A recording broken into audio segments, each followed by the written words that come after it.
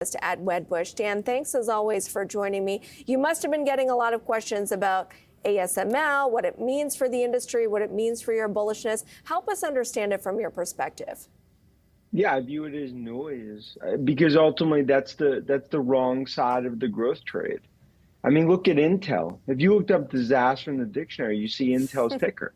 So the point is, to me, it's all, as we always talk about, right? It's all about being on the AI freight train, which is tied to Nvidia, Microsoft, Amazon, Google, Apple. I think AMD on the chip side as well, names like Palantir and others. But if you're in the right lane, going 40 miles an hour in a beat up minivan, you're going to have issues. And that's where I see ASML.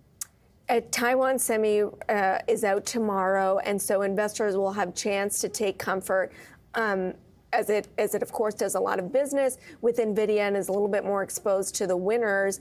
How, as an analyst, I mean, how much do you look at that ecosystem to decide what's going right in the AI trade?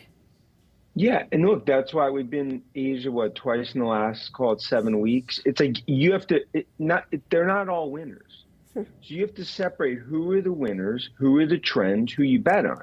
So even yesterday, when Nvidia is down on this news, that's a buying opportunity because that it really has nothing to do with Nvidia. We're talking about Intel and everything related to that trade, which is really legacy chip. So I think that's why we spend so much time trying to figure out who are the second, third, fourth derivatives of AI. And that's why every time the bears come out of hibernation mode, scare some, I think it actually creates opportunity in a lot of these names. Well, let's talk about the bulls and this idea that maybe they're already there. In fact, there was a Bank of America survey, you know, they do the fund manager survey, the Mag 7 for, I think it's the 19th consecutive month. That's the most crowded trade.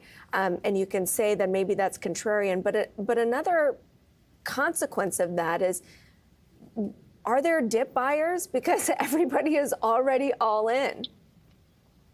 Look, you have $7 trillion on the sidelines. And I mean, I could tell you every day, the skepticism I see globally from investors, valuation, is the trade done? Is AI hype? It's still there.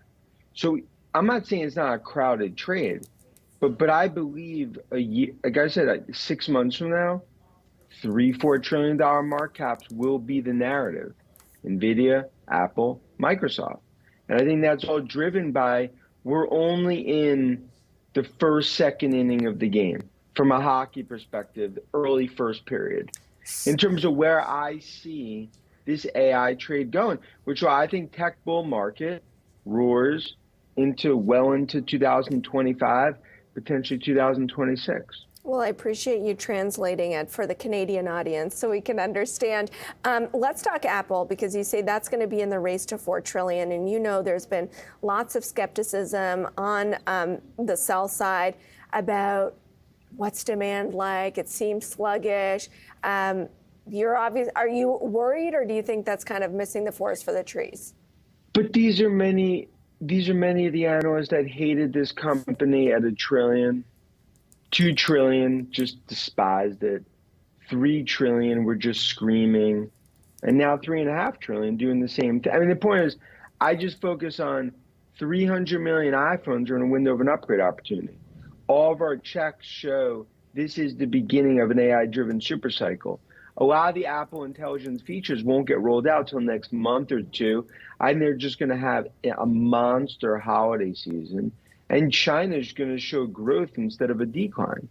But that's why Apple as a stock continues to move higher, despite every day having some other sort of negative fire in a crowded theater type call.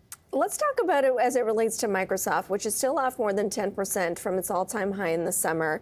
And you had an analyst warning that the street is not fully taking into account losses from OpenAI and how significant that's going to be, how much of a drain it's going to be, and that maybe they're optimistic on the revenue side of things. What do you say to that? I mean, I'd say right now for Microsoft, consumption demand skyrocketing. OpenAI losses, that means nothing now. I mean, look at OpenAI's valuation, Nvidia, everyone else piling in. I mean, we're talking about something that's gone up basically 8-9x in the last, call it 24 months. This is about an AI arms race. It's a fourth industrial revolution. It's the biggest tech trend we've seen in 40 years, and Microsoft's essentially leading it. So to bet against Microsoft for OpenAI losses, I mean, I just don't. It's hard for me to see that narrative. But again, it's always great to have the skeptics because this is a market, right? You're gonna have bulls and bears. Absolutely, it's what makes a market. I'd love to get your thoughts on Tesla. You were at the event. I think you were at the event. We Robot. Were you blown away? I mean, I think it's going to be one of the most historical events, not just for Tesla, but I think in broader tech. Knee-jerk reaction, negative because of lack of details. I think in terms of cybercab, I mean, this is something that's going to be just a whole nother, what I view as the next phase of autonomous at Tesla that I think they will continue to really own versus Waymo.